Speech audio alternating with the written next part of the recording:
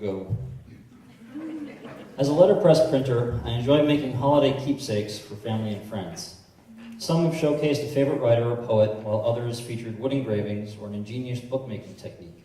They're getting smaller, yet somehow more complicated to produce. My inspiration was a piece of ephemera printed in the 1930s by the Golden Eagle Press. The miniature book hides a clever typographic jack-in-the-box. I was intrigued by the notion of expanding formats, of big things in small packages. In addition to letterpress printing, I also carve letters in stone. The challenge for this keepsake was to combine the two crafts into a single project.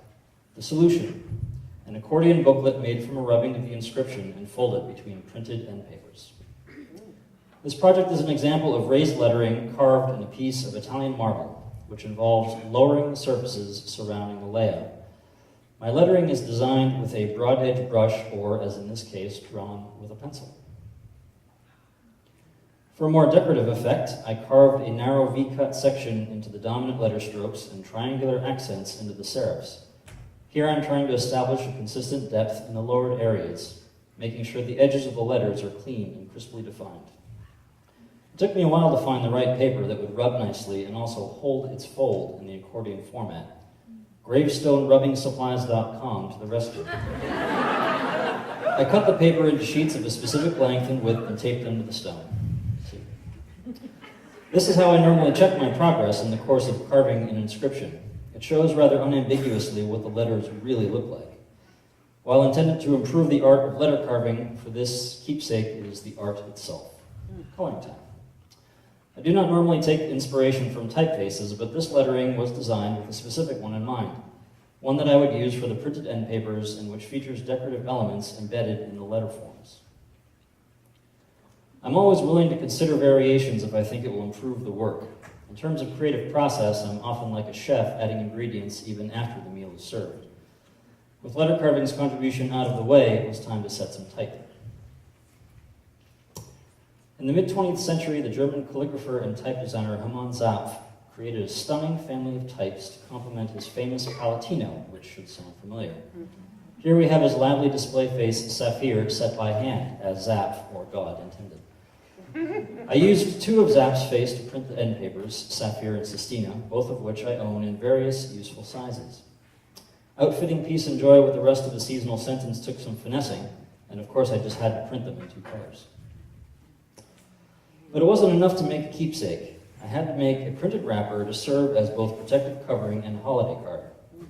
Here I've nested two sets of ornamental corner pieces, a trick made possible by the larger ornament's L-shaped body.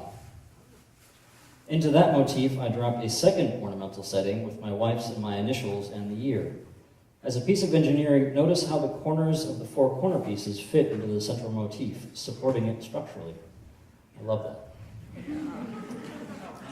The wrapper was designed initially without any further text, but, of course, in the middle of the press run, I decided to add Happy Holidays to half of the sheets.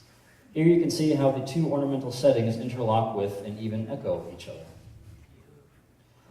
Now the assembly can begin.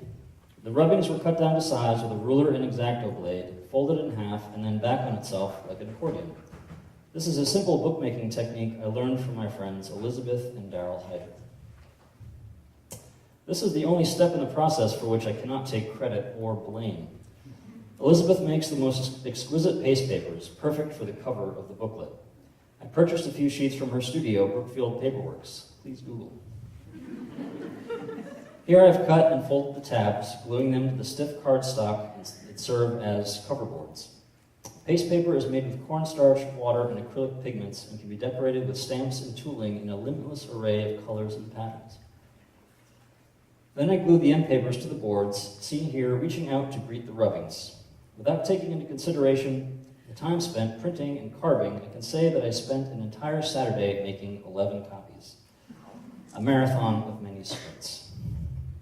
The last step in the construction of the booklet was to glue the end papers to the rubbings, thus completing the accordion.